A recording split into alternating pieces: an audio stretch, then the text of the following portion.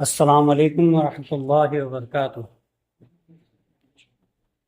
آج ایک ایسے عنوان پہ بات کرنا ہے جو ہم جس سے بہت غافل ہو چکے ہیں۔ آج دنیاوی مرتبے کو بہت اہمیت دی جاتی ہے، بہت رسپیکٹ دی جاتی ہے، اس کا بہت احترام کیا جاتا ہے۔ کوئی اگر وکیل ہے تو اس کی عزت ہے، کوئی ڈاکٹر ہے تو اس کی عزت ہے، کوئی اگر لیڈر ہے تو اس کی عزت ہے، مگر دیندار جو ہے آج ہم نے ان کی عزت چھوڑ دی۔ جن کی عزت اللہ، رسول، فرشتے اور آخرت میں ہے، ان کی عزت ہم مسلمانوں نے ہی چھوڑ دی۔ کوئی اگر عالم ہے، مفتی ہے تو تھوڑی عزت دی جاتی ہے، کوئی اگر مولانا ہے تو عزت دی جاتی ہے، مگر اگر کوئی اسٹوڈنٹ ہے، عربی پڑھتا ہے، مدرسہ پڑھتا ہے، عالم بن رہا ہے، اس کو نیچا دیکھا جاتا ہے۔ اور اس طبقے میں سب سے نیچی نگاہ جو ہماری ہوتی ہے وہ مؤذن پہ ہوتی ہے، آذان دینے والوں پہ ہوتی ہے۔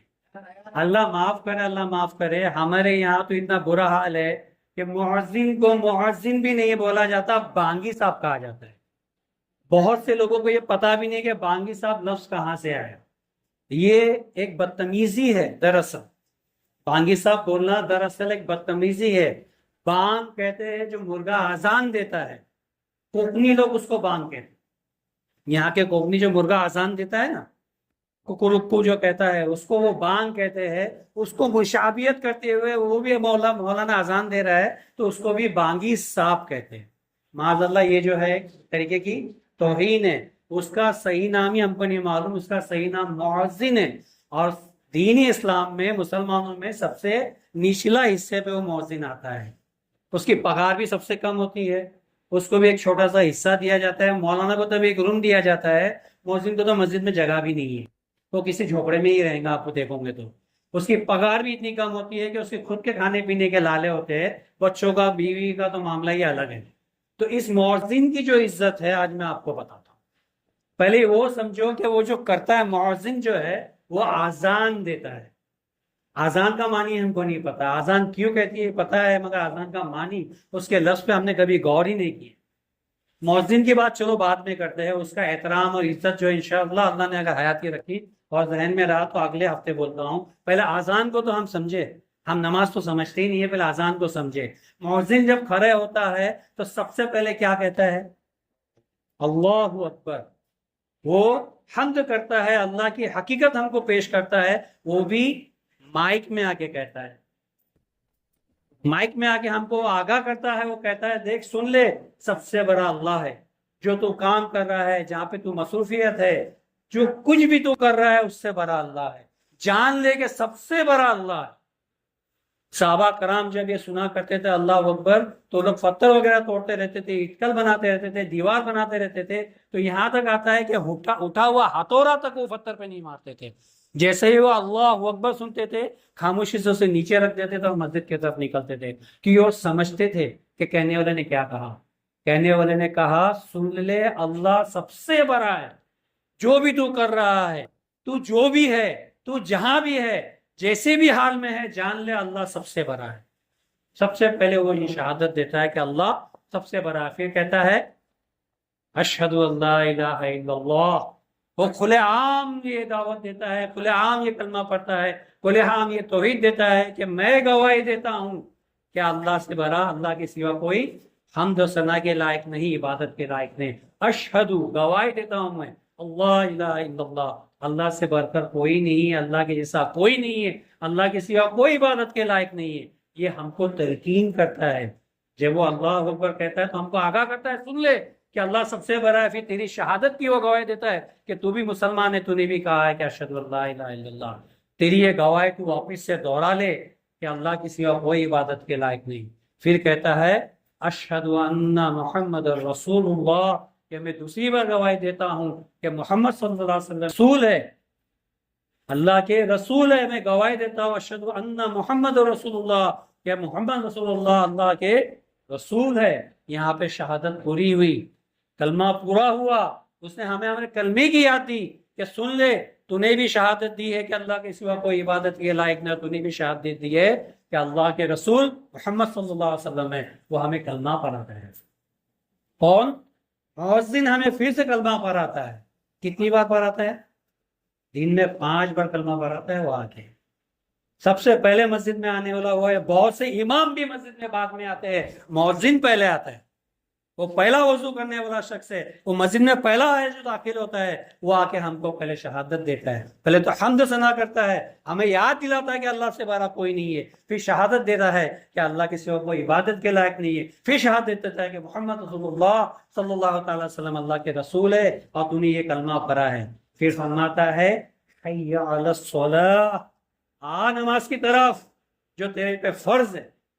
وہ ہمیں دعوت دیتا ہے, وہ بھی کھلے عام خاموشی میں نہیں, مائک میں چلا کے کہتا ہے کہ آ جا نماز کی طرف, تیرے پہ نماز فرض ہے. کتابوں میں آتا ہے نبی کریم صلی اللہ علیہ وسلم نے فرمایا کہ اگر کوئی کافر شہادت دے, کلمہ پڑھ لے, توحید کر لے, توحید قبول کر لے, کہہ دے کہ لا الہ الا اللہ محمد رسول اللہ, اور وہ دین کا ڈھلتا ہوا دین ہے, سورج ڈوب رہا ہے, سورج ڈوبنے میں 2 منٹ یا 3 منٹ بچے ہیں, تب بھی اس پہ عصر کی نماز فرض ہے. جیسا کسی نے کلمہ پڑھا سب سے پہلے اس پہ نماز فرض ہوتی ہے, نہ روزہ فرض ہوتا ہے, نہ حج فرض ہوتا ہے, نہ زکوٰۃ, نہ خیرات, نہ امداد. سب سے پہلے جو اس پہ فرض ہوتا ہے وہ نماز فرض ہوتی ہے. اور نبی کریم صلی اللہ علیہ وسلم کی حدیث ہے جس کا معنی مفہوم یہ ہے کہ کوئی کافر اگر ایمان لے آئے سورج ڈوبتے ہوئے کہ سورج ڈوبنے سے پہلے اس پہ عصر فرض ہے, نماز فرض ہے. اور یہ بندہ کہ آپ کو دعوت دے رہے کہ آجا نماز کا ٹائم ہو گیا, ظہر کا ٹائم, فجر کا ٹائم, عصر کا, مغرب کا ٹائم ہو گیا, نماز کا ٹائم ہو گیا, تو نے جس کی شہادت دی ہے اس کے آگے جھکنے کا ٹائم ہو گیا, آ جا. پھر کیا کہتا ہے حی علی الفلاح, کہ یہ جو تو کرنے آ رہا ہے اس میں تیری بھلائی ہے, جو بھی تو کر رہا ہے اس میں بھلائی نہیں ہے, تیری بھلائی, مسلمانوں کی بھلائی یہاں پہ, تیری فلاح یہاں پہ ہے, اللہ کے آگے جھکنے میں تیری فلاح ہے. حی علی الصلاح گیا, نماز سے تیری فلاح ہے. تو چاہے کہاں پہ بیٹھا ہے, انٹرویو کے بیٹھا ہے, یا کوئی بھی شوکار ہے, تو بڑا انجینئر ہے, ڈاکٹر ہے, وکیل ہے, تو اپنے دھندے پہ بیٹھا ہے, تیرا گلہ تے کوئی فائدہ نہیں دے گا جو تیرے کو نماز نہیں گا, تیرا کام اتنی تیرے کو کامیابی نہیں دے گا جو تیرے نماز تیرے کو کامیابی دے گی. ارے دینے والا دنیا دار دے دے گی, کتنا بھی دے گا دنیا کے لے دے گا. آخرت کی بھلائی یہاں مسجد میں, نماز میں ہے. تیرا فائدہ دنیا میں دنیا دار کر لے گا مگر دنیا کے حد تک ہوگا. آخرت کی بھلائی کے لیے تجھے یہاں آنا پڑے گا, تمہیں جو شہادت دی ہے اس کو قبول کرنا پڑے گا, اور اللہ کے آگے تجھے جھکنا پڑے گا. بھلا کی طرف, فلاح کی طرف, کہ مسلمانوں کی فلاح یہاں ہے. یہاں پہ ایک نقطہ بولوں گا میں کہ یہ سب ہم سنتے ہیں, اور میں افسوس کے ساتھ کہتا ہوں ابھی بھی آتے ہوئے جمعہ کی اذان ہو رہی تھی, چودھری مسجد کی اذان ہو رہی تھی, ہمارا جوان طبقہ گیم کھیلنے میں لگا ہوا ہے.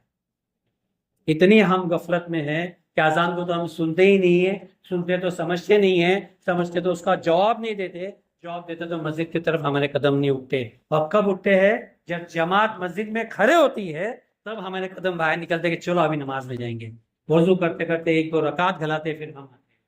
تو جان لو اذان تم کو اللہ اکبر کہتے ہی صحابہ رضی اللہ تعالیٰ اپنا اٹھا ہوا ہتھوڑا, اٹھائے ہوئی اٹکل جو ہے دیوار میں لگانے کی نہیں لگاتے تھے, وہ نیچے رکھتے تھے اور مسجد کی طرف دوڑتے تھے. تو پہلے اس نے کہا اللہ کے سوا سب سے بڑا اللہ ہے, پھر کہا شہادت دی کہ اللہ کے سوا کوئی عبادت کے لائق نہیں, پھر شہادت دی کہ محمد رسول اللہ صلی اللہ علیہ وسلم اللہ کے رسول ہے, تمہاری شہادت اس نے یاد دلائی. پھر کہا حی علی الصلاۃ, آؤ نماز کی طرف جو تم پہ سب سے پہلا فرض ہے. پھر کہا حی علی الفلاح, کہ آؤ بھلائی کی طرف, تمہاری بھلائی اسی میں ہے کہ تم یہاں آؤ, تم جو بھی کام کر رہے ہو چھوڑ دو. پھر کہتا ہے کہ اللہ اکبر, اللہ اکبر. پھر یاد دلاتا ہے کہ اللہ کے سوا کوئی بڑا نہیں, اللہ سے بڑا کوئی نہیں ہے, کچھ نہیں ہے, چاہے دنیا ہو یا آخرت ہو, اللہ سے بڑا کوئی نہیں ہے. اگر تجھے بھلا چاہیے, فلاح چاہیے, بھلائی چاہیے, کامیابی چاہیے, کامرانی چاہیے, تو مسجد کی طرف آج, کیونکہ تو اس کے پاس آ رہا ہے جو سب سے بڑا. پھر خود شہادت دیتا ہے لا الہ الا اللہ, کہ اللہ کے سوا کوئی عبادت کے لائق نہیں. تو دنیاوی عبادت چھوڑ دے, تیری ذاتی عبادت چھوڑ دے, تیری ذاتی جو کمالات ہے چھوڑ دے, تیری عبادت جو ہے صرف اللہ کے لیے ہے. تو اللہ کی طرف دوڑ, تیری بھلائی اسی میں ہے, تیرا فلاح اسی میں ہے. اور تو نے کلمہ پڑھا ہے تو تمہیں یاد دلاتا ہے یہ ہے مؤذن, تو اس کا احترام کرو.